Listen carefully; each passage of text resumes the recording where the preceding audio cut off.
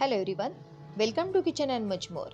आज बनवणार आहे कोकणातील पारंपरिक पद्धतीने चविष्ट आणि झणझणीत अशी डाळ कोबीची भाजी. कोबीची भाजी म्हटलं की काही जण नाकं मुरडतात, पण याच पद्धतीनं बनवलेली ओलं खोबरं घालून तयार केलेली ही कोबीची भाजी एकदा खाऊन तर बघा. कोबीची भाजी आवडत नाही म्हणणारे सुद्धा पुन्हा पुन्हा मागून खातील. चला तर मग बनवूया कोकणच्या पद्धतीनं चविष्ट अशी कोबीची भाजी. इथे मी साधारण 300 ग्रॅम इतका कोबी घेतलेला आहे. कोबी घेताना हिरवागार आणि जड असलेला कोबी घ्यायचा. हा कोबी मी पातळ आणि एकसारखा शेवेसारखा चिरून घेतलेला आहे. इथे मी अर्धी वाटी इतकी चणा डाळ घेतली होती. ही चणा डाळ 2 तास आधी स्वच्छ धुवून पाण्यामध्ये भिजत घातली होती, त्यामुळे ती आता छान अशी भिजलेली आहे. 2 हिरव्या मिरच्या घेतलेल्या आहेत, ज्या तिखटाच्या आहेत. 4 ते 5 लसणाच्या पाकळ्या, अर्धा चमचा जिरं घ्यायचं आणि हे खलबत्त्यामध्ये जाडसर रस्सं कुटून घ्यायचं. हेच वाटण आपण भाजीसाठी वापरणार आहोत. आता आपण भाजीची फोडणी करूया. यासाठी इथे मी 3 टेबलस्पून इतकं तेल घेतलेलं आहे. तेल चांगलं कडकडीत गरम झालं की याच्यामध्ये पाव चमचा इतकी मोहरी घातलेली आहे. वाटणामध्ये आपण जिरे घातलेले आहेत, त्याच्यामुळे इथं मी जिरं घातलेलं नाही. मोहरी चांगली तडतडली की याच्यामध्ये आता आपण पाव चमचा इतकं हिंग घालायचं आहे. हिंग छान फुलला की याच्यामध्ये आता आपण अर्धा चमचा इतकी हळद घालायची. या फोडणीमध्ये 5 ते 6 कढीपत्त्याची पानं घालून घ्यायची. कढीपत्त्याची पानं चांगली तडतडली की याच्यामध्ये आपण तयार केलेलं हिरवी मिरची, जिरं आणि लसूण याचं वाटण याच्यामध्ये घालून घ्यायचं आणि ते चांगलं असं परतवून घ्यायचं.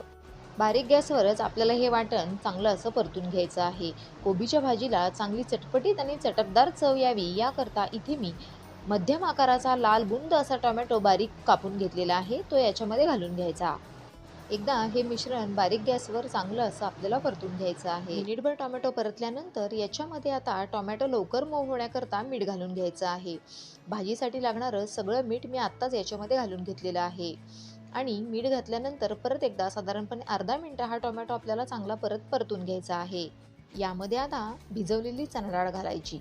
चणा डाळ घालणं ऐच्छिक आहे, पण चणा डाळ आणि कोबी ही भाजी कोकणामध्ये आवर्जून केलीच जाते. ही चणा डाळ देखील याच्यासोबत चांगली परतून घ्यायची आहे. साधारण 2 तास अगोदर ही चणा डाळ मी कोमट पाण्यामध्ये भिजत घातली होती. आता याच्यावर झाकण ठेवून द्यायचं आणि बारीक गॅसवर 2 मिनिटाची वाफ काढून घ्यायची. यामध्ये घातलेली चणा डाळ अगदी बोटचिपी अशी आपल्याला शिजवून घ्यायची आहे. चणा डाळीमुळे कोबीच्या भाजीला छान चव तर येतेच, शिवाय भाजी आणखी पौष्टिक होते. ही चणा डाळ चांगली परतून घेतली ना, म्हणजे या डाळीमधील कच्चेपणा देखील निघून जातो. आता याच्यामध्ये आपण बारीक चिरून घेतलेला कोबी घालून घ्यायचा. चणा डाळ चांगली शिजल्यानंतरच आपण याच्यामध्ये चिरलेला कोबी घालून घ्यायचा, कारण कोबी शिजायला फार वेळ लागत नाही. त्यातही आपण कोबी एकदम पातळ शेवेसारखा चिरून घेतलेला आहे, त्यामुळे हा कोबी शिजायला एक वाफ पुरेशी होते. 4 ते 5 मिनिटं बारीक गॅसवर हा कोबी व्यवस्थित परतून घ्यायचा आणि याला साधारणपणे 1 मिनिटभराची वाफ काढून घ्यायची, म्हणजे कोबी जास्त ओव्हरकुक देखील होणार नाही. ओव्हरकुक कोबी झाला तर त्याला एक उग्र वास येतो, त्याच्यामुळे 1 मिनिटाचीच वाफ याला पुरेशी होते.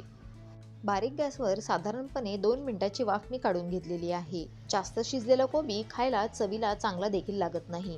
2 मिनिटांमध्ये हा कोबी आपला व्यवस्थित असा शिजलेला आहे. ही कोकणातील साधी आणि घरगुती अशी पद्धत आहे. वाफेवर शिजवून घेतल्यामुळे कोबीची चव अगदी छान खुलते. अशा पद्धतीची कोबीची भाजी आमच्याकडे पूजा, कोणतं कार्य असेल, लग्न समारंभ असेल तर आवर्जून केली जाते. आता ही भाजी छान शिजून तयार झालेली आहे.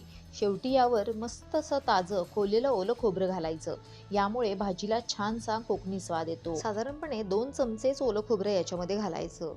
आता अगदी हलक्या हाताने हे खोबरं ह्या भाजीमध्ये एकजीव होईपर्यंत मिक्स करून घ्यायचं. ही कोकणातील पारंपरिक कोबीची भाजी आहे. यामुळे यात मसाले जास्त नाहीत, पण चव मात्र छान उठून येते. आता शेवटी यात थोडीशी बारीक चिरलेली कोथिंबीर घालूया. कोथिंबीर घातल्यानंतर ही कोकणातील अगदी घरगुती आणि पारंपरिक पद्धतीने तयार केलेली कोबीची भाजी खाण्यासाठी तयार झालेली आहे. ही पारंपरिक पद्धतीने तयार केलेली कोबीची भाजी चपाती किंवा तांदळाची भाकरी, अगदी साधं वरण भात असेल ना, त्यासोबत देखील अतिशय चविष्ट लागते. तुम्ही देखील ही कोबीची भाजी आवर्जून बनवून पहा आणि तुमचा अभिप्राय मला नक्की कळवा. व्हिडिओ आवडला असेल तर प्लीज एक लाईक करा. तुमच्या मित्रमैत्रिणींसोबत, नातेवाईकांसोबत जास्तीत जास्त शेअर करा आणि माझ्या किचन अँड मच मोर या चॅनलला सबस्क्राईब करा. चला तर मग भेटू अशाच नवनवीन पारंपरिक आणि प्रमाणबद्ध अशा रेसिपींसोबत. धन्यवाद.